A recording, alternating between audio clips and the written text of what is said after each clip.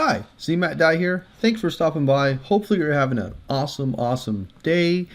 And we were hit with a little bit of news today that was kind of a little sad, a little interesting. I'm going to get into that in a moment. First, I want to talk about Vasal Hardfork.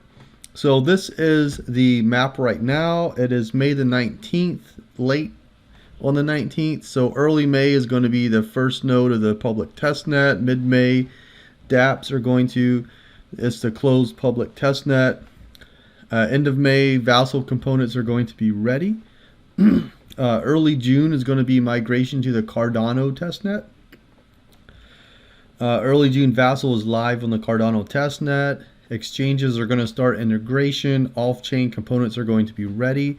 End of June is going to be the Summit mainnet hard fork proposal. And the 29th of June, Epoch 348 is going to be the mainnet of Vasal. So Vasal Hardfork will be ready on June 29th. That is scheduled right now to roll out onto the mainnet.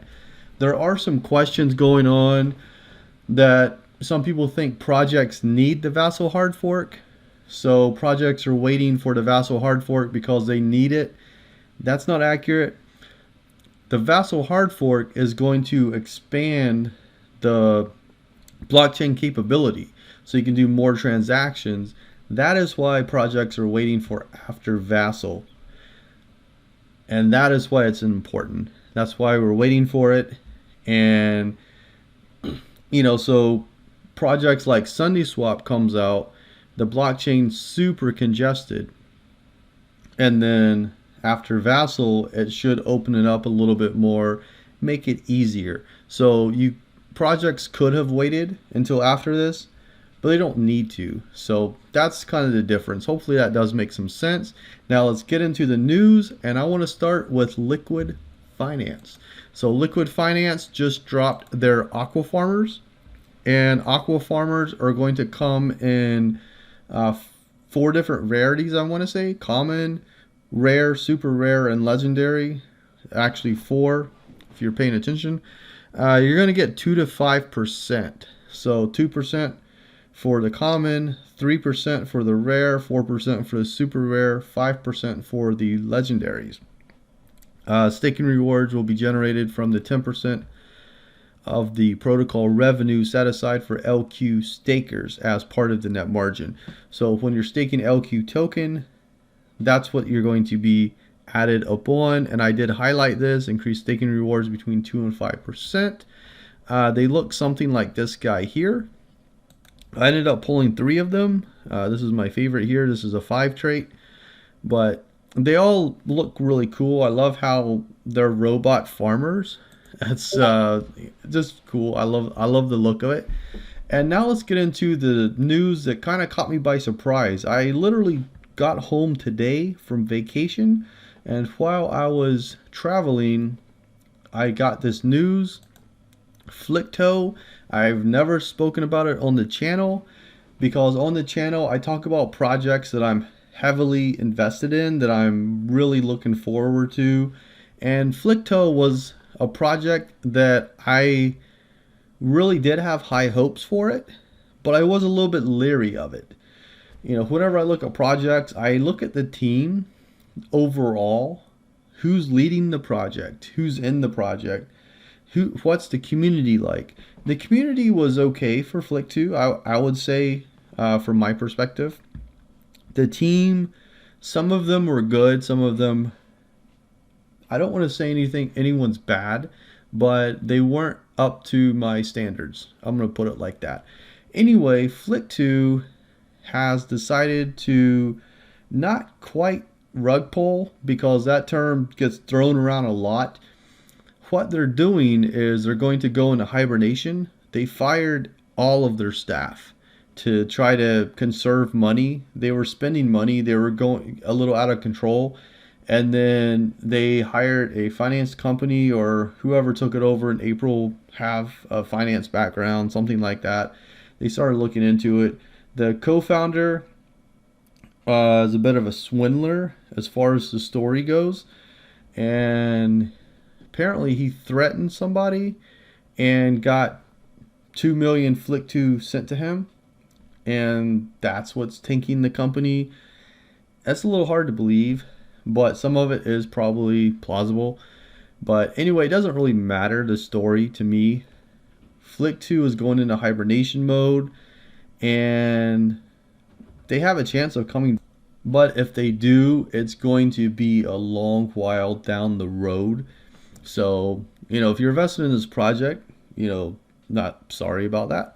But that's why I don't cover certain projects. So I wanted to talk about this a little bit. It was a little bit confusing. It caught me by total surprise. But, that's why I only cover certain projects. This isn't quite DeFi, but it is kind of almost like a real fi project. So that's why I want to talk about it a little bit here. So they're going in hibernation mode. It's probably going to be a while before they ever come back, if they do. And right now, their reputation is definitely tarnished. They're working with the legalities of whatever country they're in to try to recover whatever happened. So if you're interested, go to the Discord and ask questions. That's all I'm going to say about it. So next, I want to talk about VyFi.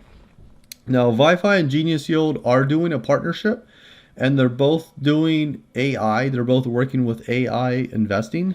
VyFi is doing a auto harvester. Genius Yield is doing a AI investment type thing. I'm not quite sure the wording they use, so excuse me on that. But they're both working with AIs, and they're both partnering because of that.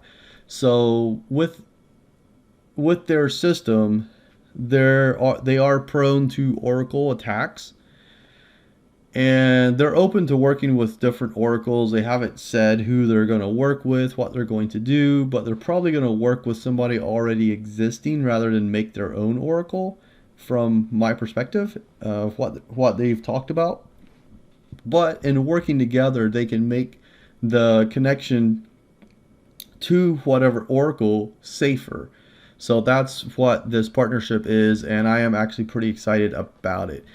Now, VyFi has put out some projections, and by June or August, probably by August, their entire platform will be rolled out, and I'm very excited about that. They're going to have the auto harvester, they're going to have their bar, so whatever you're staking at the bar, you're going to get a piece of the entire platform. So I'm pretty hyped about that. That's going to be very, very awesome. Next, Genius X. Genius X ISPO just launched, and I do have a video below. So if you want to learn about their ISPO, rather than make this video a long one, I'm going to link it below. Just click on it. You can learn about their ISPO. Every single stake pool that Genius Yield used, Genius X is going to use. So Gens 1 is going to be 100% Gens X. Gens 2 is going to be 50% Gens X, 50% Iagon. Gens 3 is going to be 100% Gens X tokens, and Gens X stake pool is going to be 100% Gens X tokens. So if you're interested in that, click that video below and you can check that out. Now, the last DeFi, I talked about Meld, and I talked about how June 5th, they were going to launch their testnet. That's what I was under the impression of. That's the information that I got. However, here is their testnet right here. You can connect your testnet wallet. I have AADA. I don't have any CMattDye or Meld.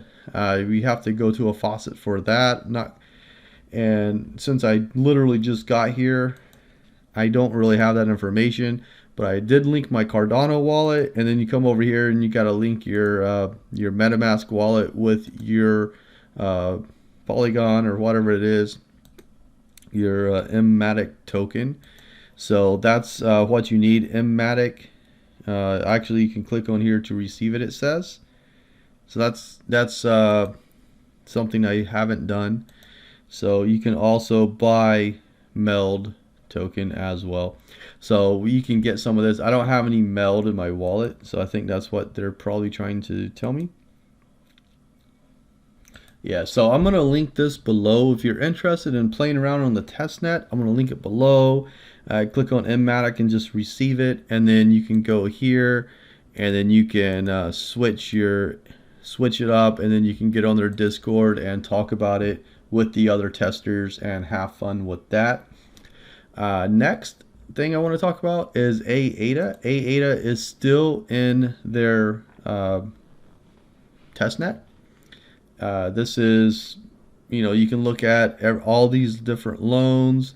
So all of these loans. So if I go to create loan request, I can take a loan in anything here. So if I want to say get 1,000 Meld, I can use let's say 50 ADA for collateral. And then interest I can get on anything. So let's say I want to get some Liqwid. Say 1 Liqwid in interest, which is a little bit crazy. And I can do 1 day. And I confirm here. I confirm. And then I sign my wallet. And afterwards it says transaction successful. I can view it on the Explorer. I'll just close out. Again, you would come here, the Cardano faucet you click on, that takes you to a faucet where you can get Cardano. So you get 1,000 ADA per day every 24 hours. Connect your wallet. You can mint your test tokens. Once you click this, it'll send you all of your test tokens. And then you can come down here to market and play around. Get on their Discord, talk. They're also doing a contest, so I encourage you to get on and check that out. I think you can win 100 AADA tokens, I think, which is fabulous. That's, who wouldn't want to have 100 AADA tokens? The supply is super low, and when this thing goes live, they're going to increase in value. Do your own due diligence, but that is my opinion. Also, I want to check DeFi Llama. Now, the last time I looked, I had this on double count. I don't even know what that means, but everything you can see is already here. So if I go to staking, it also includes everything that's being staked on Cardano. So you can see MinSwap is still number 1 at 62.98 million. Wing Riders almost half the amount below them. SundaeSwap is close on their tail. Then Meld at 22.77 million. Then Muesli Swap, VyFi Finance at 3.4 million. Revuto, MeowSwap, AADA 567,000. That is who is staking their AADA on their platform right now. And then ADAX Pro brings up the rear at 4.6 thousand, which is a little pitiful.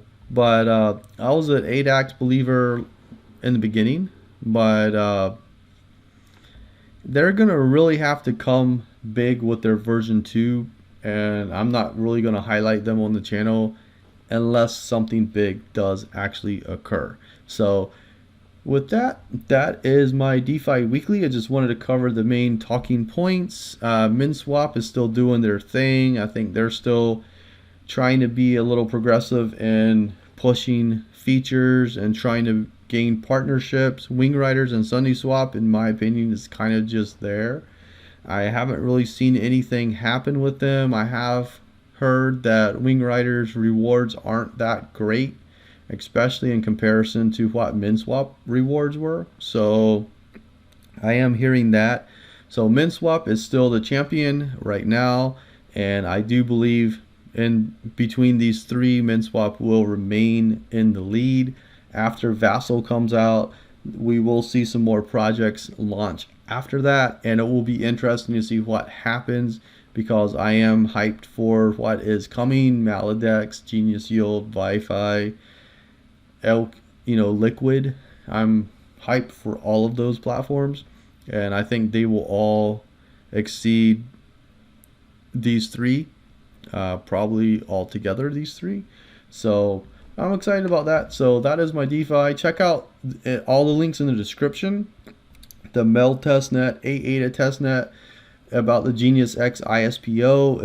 If you're interested in Genius X, which is the accelerator brought to you by the guys, by the team of Genius Yield, check that out also.